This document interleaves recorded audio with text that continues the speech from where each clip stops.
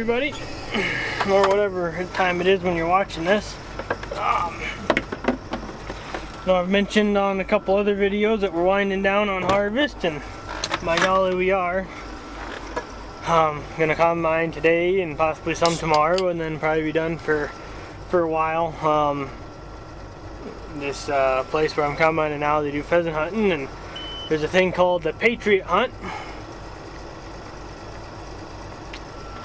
And I think that's on the 15th of December, and I'm not sure exactly how that works, but I know it's some of our servicemen and or women come and go hunting, and I'm not sure who sponsors it and how, like I said, how it all works, but anyhow, that's December 15th, and we'll leave a little corn out here for our servicemen and women, or women, to enjoy and hunt. So that's why we'll be combining corn late again this year.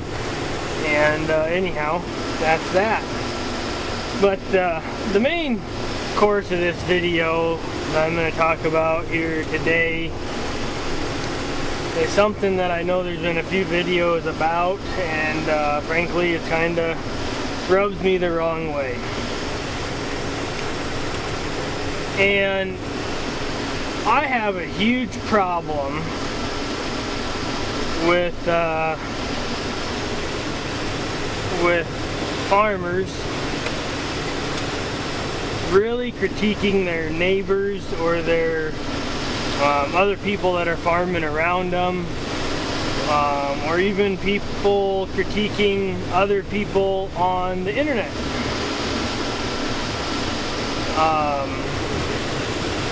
I know in farming there's a lot of decisions to be made. It ranges from what crops to plant, the fertilizer program you want to use, insecticide programs if you choose to do so, seed treatments, the list goes on and on.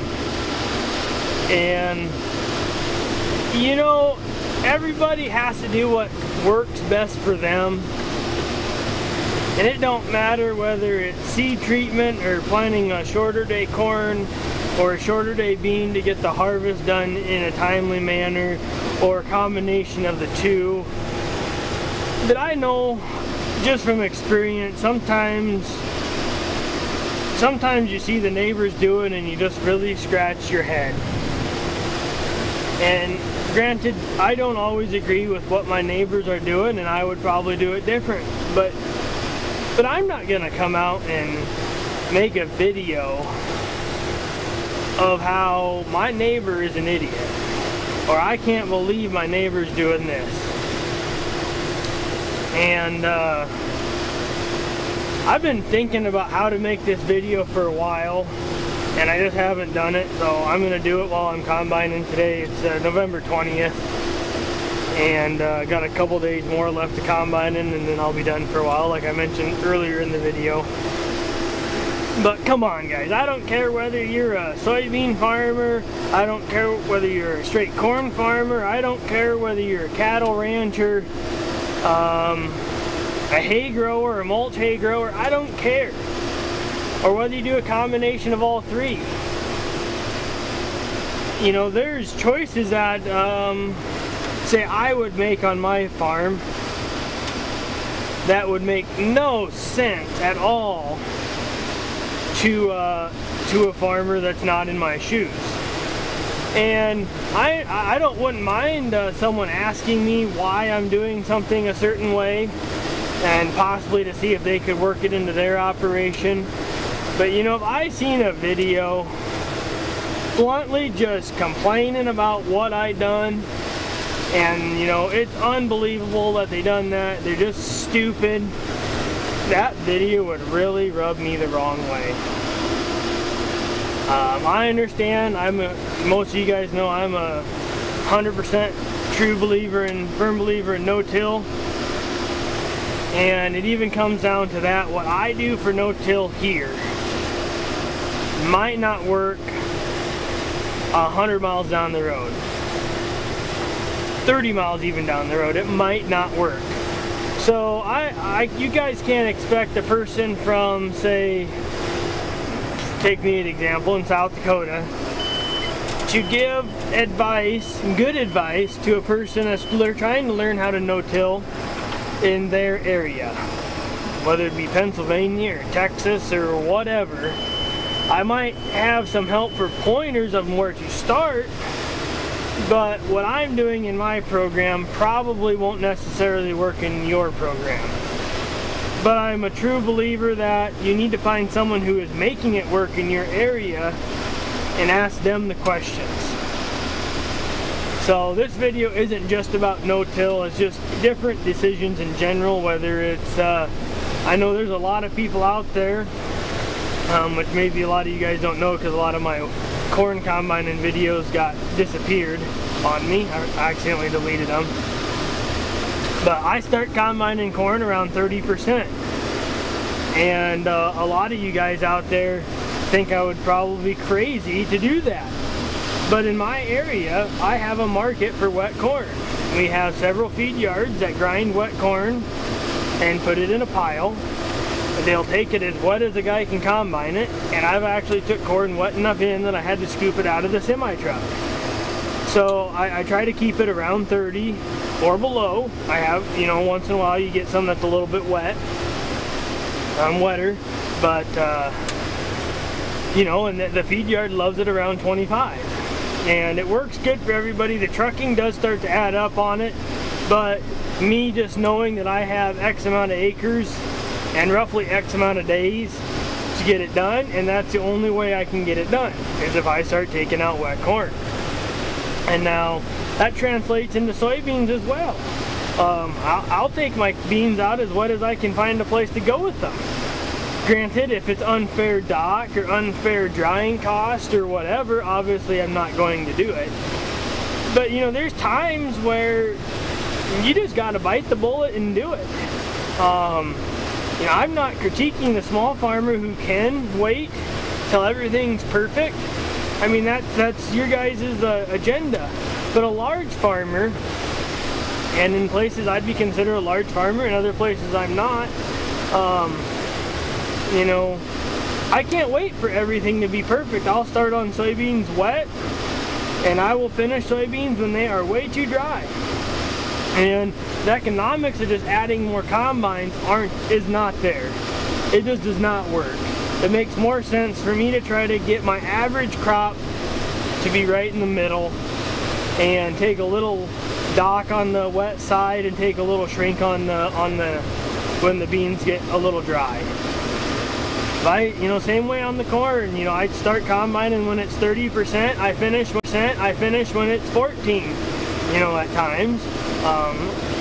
It's just how a person has to do their business. My decision that I make, whether it's combining wet corn or wet soybeans or wait until the corn's too dry in some people's book or whatever, my decision is what I feel is best for my farm or my operation.